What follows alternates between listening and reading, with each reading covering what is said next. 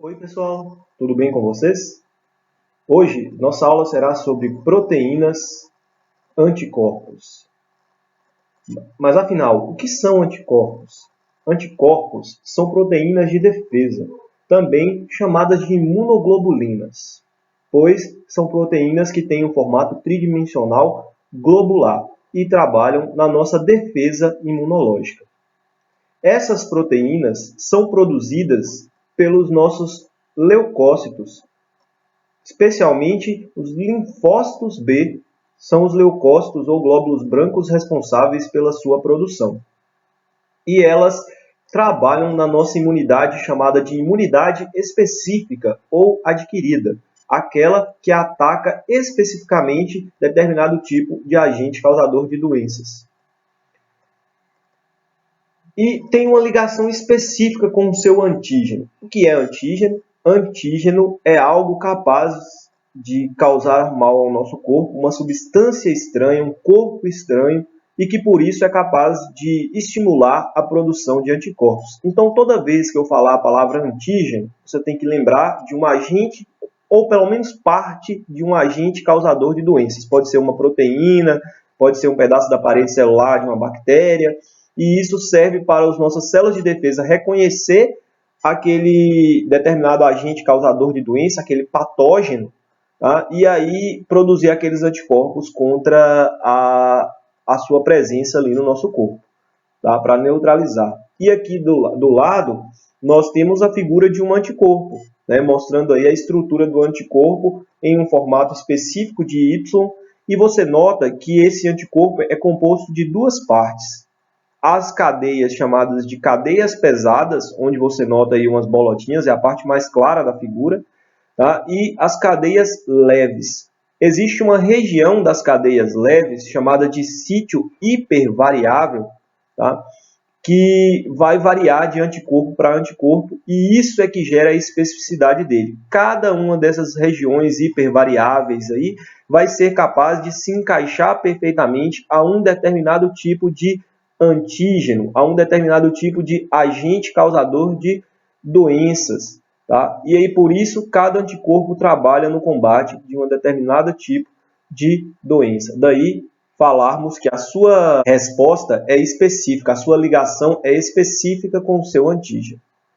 Essas bolotinhas que estão sendo mostradas, unindo as cadeias aí, são as ligações de sulfeto. Se você lembra das aulas de proteínas, eu falei para você que tinha dois aminoácidos que apresentavam enxofre na sua constituição, e aqui a gente vê a importância deles, pois a cisteína e a metionina estão nesses locais, nessas cadeias proteicas aí que se unem para formar o anticorpo, e esses enxofres vão formar ligações que mantêm essas cadeias leves e cadeia pesada unidas entre si, formando o anticorpo. As ligações de sulfeto feitas entre cisteína e metionina, ou metionina e metionina, por causa da presença do enxofre. São ligações covalentes entre o enxofre. A gente tem tipos de anticorpos no nosso corpo. E essas imunoglobulinas ou anticorpos, elas aparecem mais em determinados momentos, em determinadas respostas, do que outras. Por exemplo, a gente tem a imunoglobulina chamada de imunoglobulina G, ou IgG.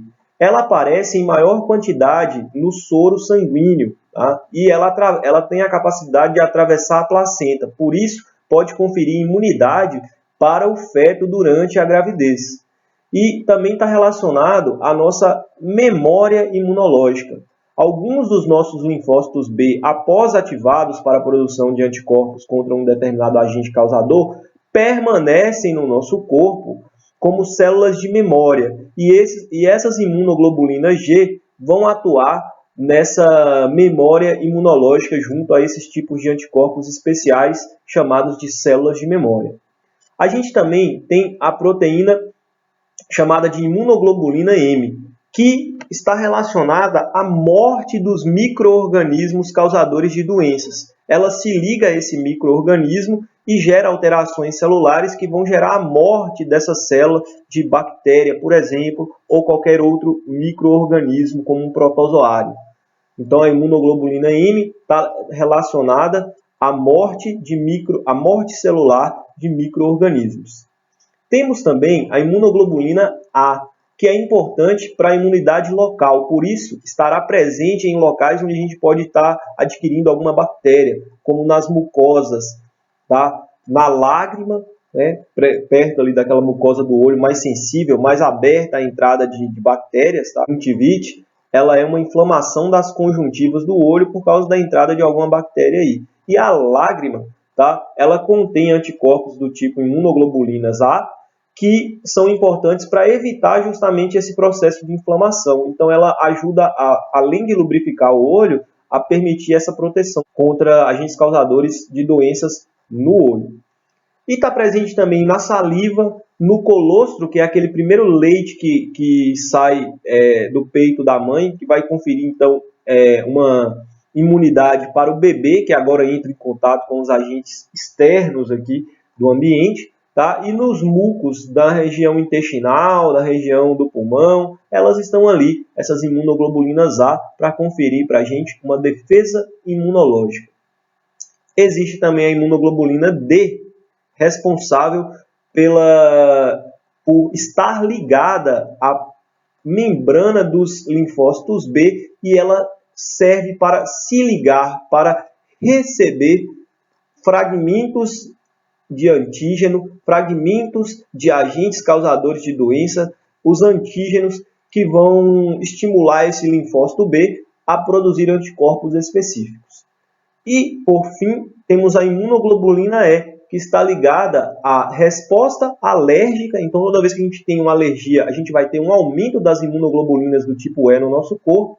Tá? E a alergia nada mais é do que uma resposta exagerada contra algum agente que às vezes nem é um agente causador de doenças, mas é um agente externo ao nosso corpo, um corpo estranho. Pode ser, por exemplo, uma partícula de poeira, tá, no seu nariz, gerando uma resposta imunológica exagerada aí, ou um ácaro que está presente no ar, tá, causando essa resposta alérgica, com liberação de histamina, que gera vermelhidão, coceira. Tá? E também estão presentes em maior quantidade nas respostas do nosso corpo contra doenças parasitárias por vermes, como lombrigas, os eumintos. Tá? E aí a gente vai ter esse anticorpo em maior quantidade no nosso corpo, indicando aí que pode estar havendo uma resposta imunológica contra verminoses. Ali do lado que está em movimento, ali girando, a gente tem as cadeias, né, proteicas que formam um anticorpo, e a gente consegue perceber aí a cadeia pesada em verde e as cadeias leves com as regiões hipervariáveis demarcadas em vermelho, amarelo e azul. Então dá para ver aí de uma maneira mais tridimensional como ficam organizadas as cadeias que formam os anticorpos. E a gente tem tipos de resposta imune, tipos de resposta a determinado agente causador de doenças, micro-organismo que chega no nosso corpo. E a primeira resposta imune que temos no nosso corpo quando há a entrada de um micro-organismo é a famosa imunidade inata. Ela é uma resposta que acontece contra qualquer tipo de micro-organismo ou corpo estranho que consiga romper as nossas barreiras de defesa do tecido epitelial. E aí é uma resposta, então, inespecífica.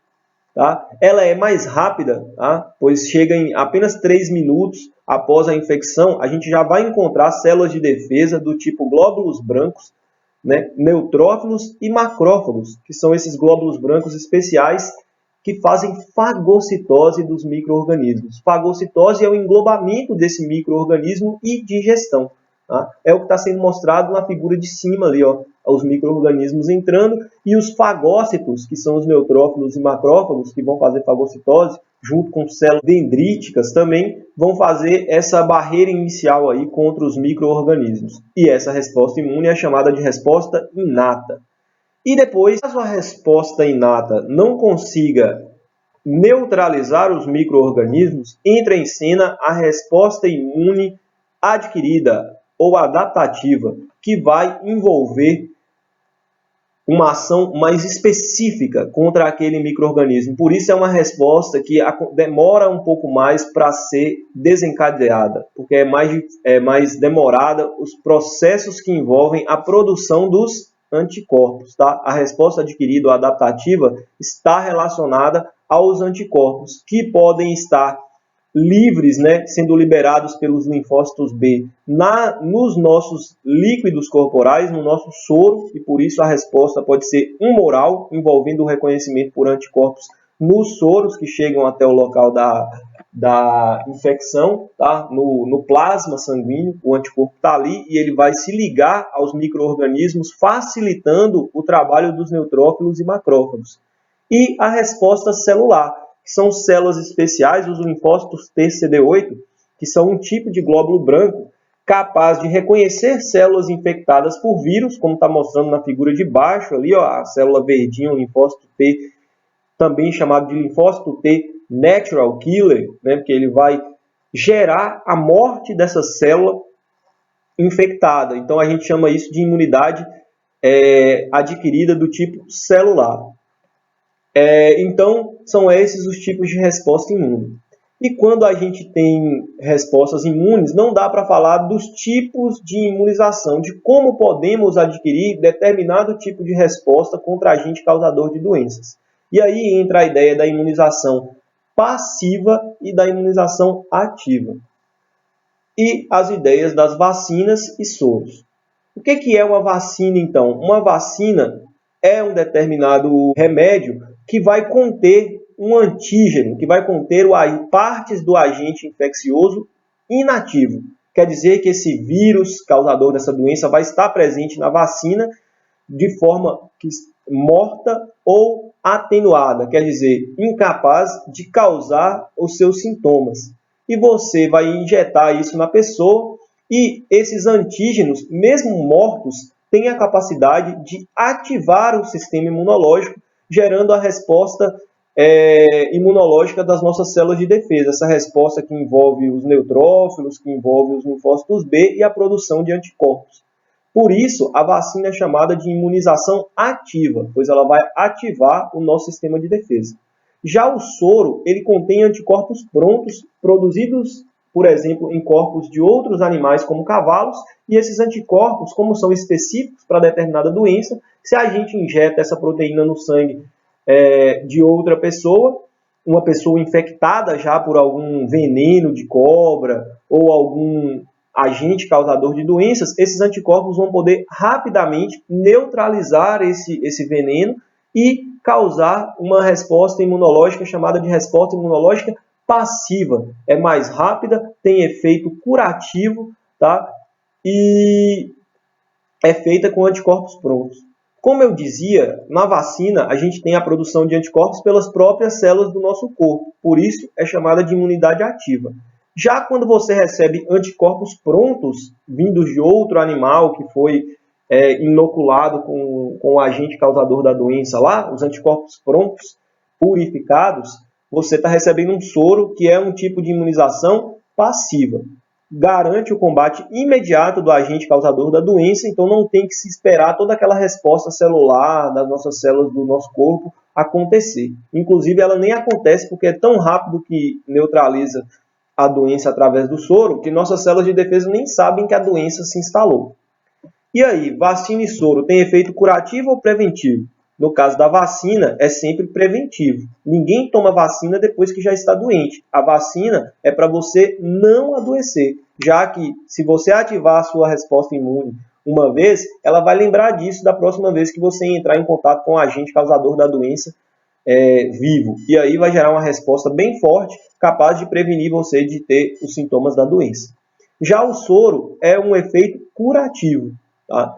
Tanto que na vacina é um processo mais lento, pois envolve as nossas células de defesa trabalhando todas as etapas para conseguir produção de anticorpos. Já o soro é um efeito mais rápido, imediato. Porém, existe uma diferença grande entre vacina e soro que tem que ficar clara. Quando a gente toma uma vacina, a gente ativa o nosso sistema imunológico e aí ele forma células de memória capazes de reconhecer a doença no momento futuro. E como ele reconhece a doença mais rápido, ele consegue produzir uma quantidade maior após a vacinação de anticorpos, impedindo que a doença cause os sintomas na pessoa. Então a pessoa adquire a doença, mas não desenvolve os sintomas. É como se ela nunca mais adoecesse daquela situação por causa da presença desses linfócitos B que formam células de memória capazes de reconhecer a doença depois. Já como o soro é tão rápido e já neutraliza a doença, no soro não haverá a produção de células de memória. Toda vez que você for infectado por aquele veneno de cobra, por exemplo, uma pessoa que levou uma mordida de cobra, vai para o hospital, toma vacina ou toma soro? Claro que ele vai tomar os anticorpos prontos, porque ele já está infectado, ele precisa de uma cura, de um efeito curativo. E aí ele vai tomar o soro. Mas se ele saiu do hospital, se curou e depois de uma semana ele levou a picada da mesma cobra, ele tem que correr para o hospital de novo, já que o soro não forma células de defesa. Exemplos de vacinas: as vacinas contra o HPV, as vacinas contra a gripe que saem todo ano. Tá? Então a gente tem vários exemplos aí de vacinas, tá? De efeitos de imunização ativa. E de soros, a gente tem aí o soro antiofídico, que é contra veneno de cobra. Cada um soro antiofídico é específico para determinado tipo de cobra. Tá? E o soro anti-escorpiônico, tá? Que é contra o veneno de escorpião. Se você levar uma picada de escorpião, tem que correr para o hospital para tomar o soro e neutralizar o veneno através dos anticorpos prontos que o soro já apresenta.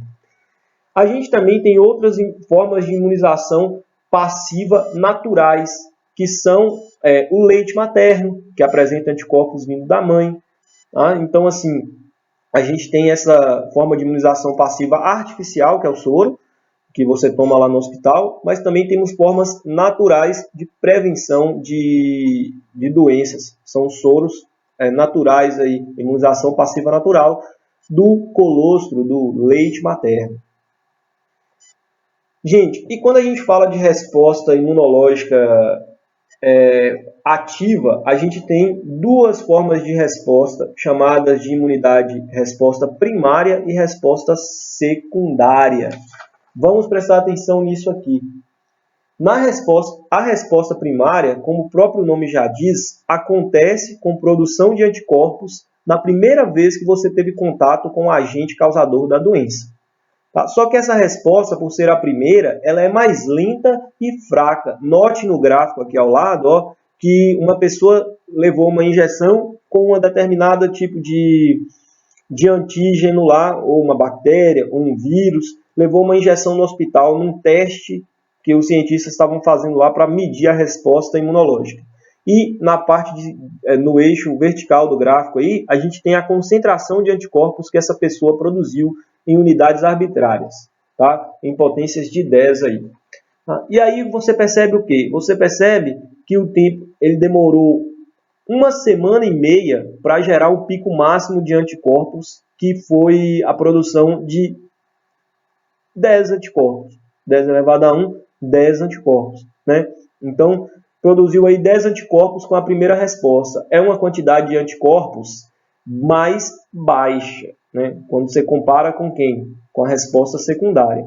Numa segunda injeção que os cientistas deram, eles injetaram a substância, o antígeno A, e injetaram também o antígeno B. Esquece o antígeno B por enquanto e só analisa a curva vermelha, a curva da A. Olha só, é uma resposta secundária. É a segunda vez que o ser humano aqui, em questão, está entrando em contato com o antígeno. E por causa das suas células de memória, ele vai conseguir ter uma resposta mais eficaz. Note que da quarta semana para a quinta, em uma semana já praticamente, ele chegou num pico. Então a resposta secundária, ela acontece todas as vezes que entramos em contato com o antígeno após a imunização, após a primeira vez. E aí, se eu entrei em contato pela terceira vez, vai chamar resposta secundária do mesmo jeito e ela é mais forte e rápida e evita que você tenha os sintomas. Nesse momento aí, você nem vai chegar a desenvolver os sintomas da doença, pois a resposta foi muito mais rápida e mais forte. Vamos ver isso aqui de uma maneira mais detalhada no gráfico. Esse segundo gráfico, ele representa basicamente a mesma coisa do gráfico anterior. Você tem aqui dois tipos de antígenos diferentes, dois tipos de agentes causadores de doenças diferentes, X e Y. e você vai observar a resposta de um determinado indivíduo com produção de anticorpos desde a primeira exposição e na segunda exposição. Na primeira exposição ao agente X, ao agente causador de doença X, obviamente teremos uma resposta primária, que é mais lenta e mais fraca. Note que o pico aqui é menor do que 100 anticorpos. E aí, na segunda vez que esse indivíduo entra em contato com X, lá no meio do gráfico ali, ele vai gerar uma resposta secundária com 10.000 anticorpos na defesa do seu organismo. Por quê? Porque um linfócito que foi estimulado da primeira exposição, como você pode ver na figura do lado ali, gerou células de memória capazes de produzir anticorpos bem mais rapidamente e produzir novas células quando esse agente causador de doença viesse a penetrar no corpo desse indivíduo na segunda vez. Então, na segunda exposição, houve um exército maior de células produzindo anticorpos e neutralizando o agente causador de doenças antes mesmo de conseguir manifestar algum tipo de sintoma. Tá? E, só para não deixar a resposta do Y ali, o agente Y foi inoculado apenas lá depois da resposta primária do X. E aí, como ele é um agente diferente, ele requer a resposta específica para ele. Então, se a primeira vez que ele foi inoculado foi lá no meio do gráfico, lá, a partir da segunda exposição de X, tivemos a primeira exposição a Y, vai haver uma resposta primária a Y, mostrando aí a especificidade das respostas em relação ao tipo de agente causador. Se o agente causador é X, é uma espécie, e o outro é Y, é outra espécie, a gente vai ter anticorpos específicos para cada um deles. A resposta de X não servirá para o antígeno Y. Beleza? E a partir desse momento do nosso vídeo aqui, eu peço que você pause o vídeo a cada questão antes da minha explicação e resolução da questão e tente resolver. Vamos lá? Observando essa tabela que compara soros e vacinas em relação às suas características e relacionando isso aos seus conhecimentos, vamos assinalar a alternativa correta. Letra A. Uma vacina pode levar o organismo a ficar permanentemente imunizado, ao provocar a produção de antígenos no indivíduo vacinado. A primeira parte dessa alternativa está correta. Uma vacina pode levar um organismo a ficar permanentemente imunizado, já que vacina é o que? Gera uma imunidade ativa. Tá? Então, gera células de memória, tá? Uma forma de memória imune, garantindo aí a imunização por mais tempo. Agora, provoca a produção de antígenos? Não, provoca a produção de anticorpos no indivíduo vacinado. Uma vacina é uma resposta ativa com produção de próprios anticorpos pelo organismo que está recebendo a vacina. Letra B. O soro antiofídico introduz no organismo do doente a dose mínima necessária de veneno da serpente, combatendo os anticorpos estranhos. Gente, olha lá na tabela. Soro são anticorpos prontos. E a peçonha ou veneno é o antígeno. Tá? Então, a gente injeta o antígeno quando é vacina. Vacina injeta antígenos atenuados, ou seja, mortos, incapazes de gerar sintomas para que a gente produza os anticorpos. Já o soro, ele vai introduzir no nosso corpo anticorpos prontos para combater os corpos estranhos e não anticorpos estranhos. Os corpos estranhos ou antígenos. Então, a resposta B está toda trocada. A aplicação de soro após um acidente com um animal peçonhento, venenoso, né? Peçonha quer dizer veneno aí, pode salvar a vida do indivíduo, mas não garante a ele a imunização permanente depois disso. Só de olhar a tabela você consegue perceber isso. Olha lá, forma memória imune, soro não forma memória imune. Então a pessoa vai ter que tomar o soro toda vez que entrar em contato com o animal, já que não forma memória. Resposta correta, letra C. Por que não é a letra D? O uso de vacinas apresenta certo risco, uma vez que sempre introduz bactérias vivas. Está errado isso aqui, né? Nem sempre uma vacina é contra uma bactéria, tá? Pode ser contra um vírus, contra um protozoário, pode ser contra qualquer agente causador de doenças. E esses agentes causadores, esses antígenos, estarão atenuados, estarão mortos, seja por radiação, seja porque é só um pedaço daquele agente causador de doenças, não é o agente causador inteiro. Então, as vacinas não geram risco para o indivíduo que as toma, já que tem o micro-organismo morto. Letra E. Vacinas para animais domésticos, cães e gatos, diferem daquelas aplicadas em seres humanos, uma vez que, no primeiro caso, as vacinas contêm antígenos, enquanto as vacinas aplicadas em humanos são mais suaves, pois contêm anticorpos atenuados. Gente, anticorpo é coisa que tem dentro de soro. Então aqui, ó, tá errado. Tanto vacina para animal quanto vacina para ser humano contém os respectivos agentes causadores de doença, os antígenos atenuados, tá? Ou mortos. Não é anticorpo, então aqui tá errado. Beleza? Letra E está errada. Só me veio uma coisa na cabeça que eu não posso deixar de comentar. O pessoal fala muito ali, na letra D, por exemplo, fala que a vacina pode gerar algum efeito, né? Algum sintoma. Tem muitas pessoas idosas, por exemplo, que acreditavam que ao tomar a vacina da gripe eles poderiam ficar gripados. Vacina não faz isso, tá? Isso é uma má interpretação de um mal-estar que pode ser gerado pela vacina, sim, num primeiro momento, tá? Pode ser que a pessoa possa ter algum tipo de alergia, não ao agente causador da doença, mas ao veículo, né, que é onde os antígenos estão misturados, aquele veículo ali, aquele líquido onde os antígenos estão, tá? Ou pode acontecer o seguinte, por causa da presença ali da vacina, da agulhada e tudo, você ter uma resposta inflamatória local, mas não é gripe. Você pode ter um mal-estar por cerca de 48 horas, mas isso não é gripe. Pode ser um mal-estar causado por essa resposta inflamatória local, devido à agulhada ali, devido àquele estresse na pele. Então, vacina não gera doença no indivíduo. Vacina protege contra a doença através dos antígenos atenuados, conseguindo ativar o nosso sistema de defesa. Perfeito? Vamos para a próxima questão. Nessa questão 2 aqui da FUVEST, está pedindo o seguinte: quais as seguintes situações podem levar o organismo de uma criança a tornar-se imune a um determinado agente patogênico? Patogênico aqui é causador de doenças por muitos anos, até mesmo pelo resto da sua vida. Então, a gente tem que ficar esperto com isso aqui, ó. Por muitos anos, resposta duradoura. Vai ter que ser uma vacina.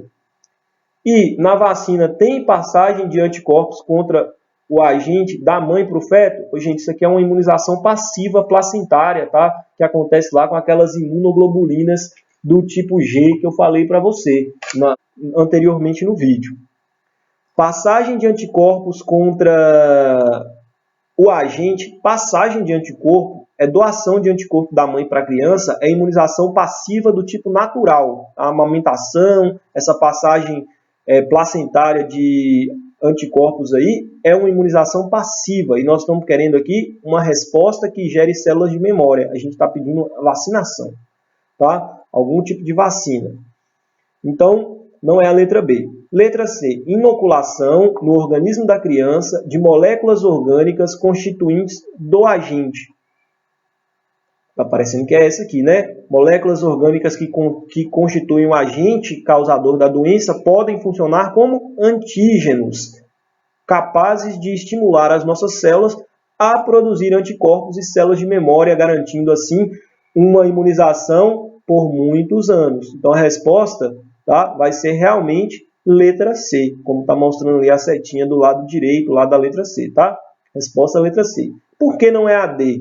Inoculação no organismo da criança de anticorpos. Toda vez que entra anticorpo pronto, é soro, não é vacina e não é duradouro. Tá? Soro é uma resposta rápida, porém não duradoura, pois não gera células de memória.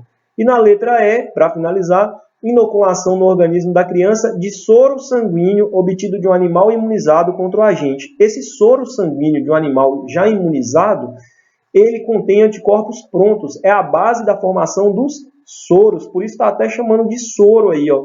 Soro sanguíneo é o líquido do sangue que tem anticorpos prontos. E aí seria uma imunização da criança de forma passiva, que não geraria imunização para a vida toda, já que não gera células de memória. Enfim, as questões ficaram rodando em torno daquele quadro que a gente passou. Vale a pena dar uma olhada de novo nele.